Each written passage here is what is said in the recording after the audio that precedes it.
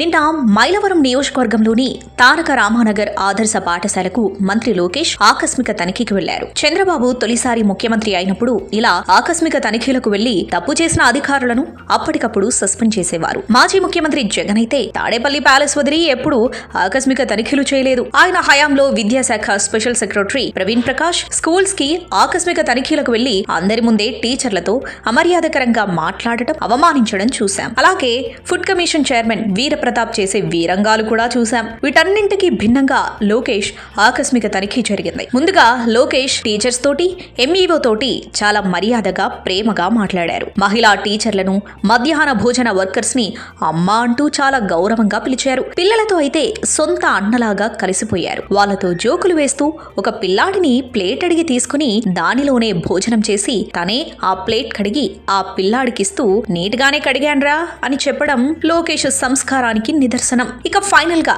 ఇంకోసారి ఇలాంటి పొరపాటు జరిగితే ఒప్పుకోను అంటూ అధికారులకు లోకేష్ సుతిమెత్తగా వార్నింగ్ ఇచ్చారు. వీటన్నింటికన్నా హైలైట్ ఏంటంటే పిల్లలతో లోకేష్ మాట్లాడుతూ స్కూల్లో భోజనం బాగాలేకపోతే మీ అమ్మా నాన్నకి చెబుతారా అని అడిగారు. వాళ్ళు చెబుతాం సార్ అనగానే పక్కనే ఉన్న ఓఎస్డీ రమణని పిలిచి ఇకపై ప్రతి వారం IVRS ద్వారా పిల్లల తల్లిదండ్రుల అభిప్రాయాలు తెలుసుకోండి అని చెప్పారు. ఒక్కరోజు తనిఖీలు చేసి హడావుడి చేయడం కాకుండా సమస్యకి ఒక శాశ్వత పరిష్కారం లాగా ప్రతి వారం తల్లిదండ్రుల అభిప్రాయం తెలుసుకోవడం అనేది మాస్టర్ స్ట్రోక్. దీనివల్ల అందరికీ బాధ్యత, జవాబుదారీతనం వస్తాయి. ఈ చర్యతో లోకేష్ మరో మెట్టెదిగారు.